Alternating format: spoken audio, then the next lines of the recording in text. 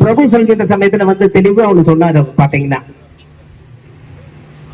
ஒரு விஷயம் வந்து சொல்கிற சமயத்துல ஏன் நாங்க வந்து திமுகவோட நாங்க கூட்டணி அமைத்து இருக்கின்றோன்றதுக்கு தெளிவா வந்து சொன்னாரு.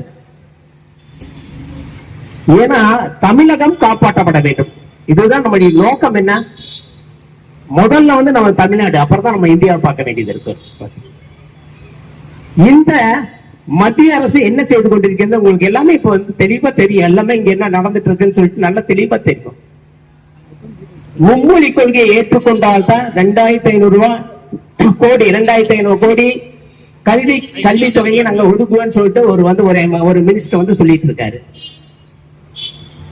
நீங்க பட்ஜெட் எடுத்து பாருங்க, நீங்க மத்திய அரசு பட்ஜெட் எடுத்து பாத்தீங்கன்னு வச்சுக்கோங்க, தமிழகத்துக்கும் சரி இந்த தென் மாநிலங்களுக்கு சரியான நிதிகள் வந்து ஒதுக்கப்படவில்லை. இது அதே மாதிரி பாத்தீங்கன்னா இப்ப வந்து பிஜேபி வந்து பாத்தீங்கன்னா நம்ம தமிழ்நாட்டிலும் தென் மாநிலத்தை வரணுங்கிறதுக்காக அவங்க ஒரு சுருக்கு வழியை வந்து முறைப்படுத்திக் கொண்டிருக்கிறார்கள். அதுதான் வந்து மறுசீரமைப்பு, தொகுதி மறுசீரமைப்புன்னு சொல்லிட்டு ஒண்ணு ஏற்பாடு செஞ்சுட்டு இருக்காங்க.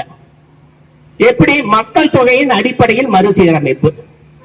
இந்த மக்கள் தொகையின் அடிப்படையில் மறுசீரமைப்பு என்றால் நம்முடைய தமிழகத்துக்கு பாத்தீங்கன்னா 39 பாராளுமன்ற தொகுதி என்பது 31 தொகுதியாக குறைக்கப்படும்.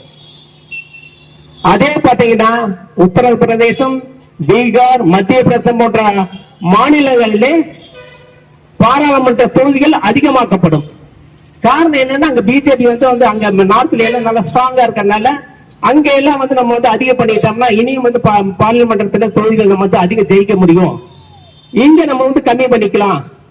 இது வந்து ஒரு குறுக்கு வழி. அதுக்காக என்ன சொல்றாங்கன்னா மக்கள் தொகை அடிப்படையிலே நம்ம வந்து இதை வந்து நாங்க பிரிக்கிறோம்னு சொல்றாங்க. சார் 50 ஆண்டுகளாக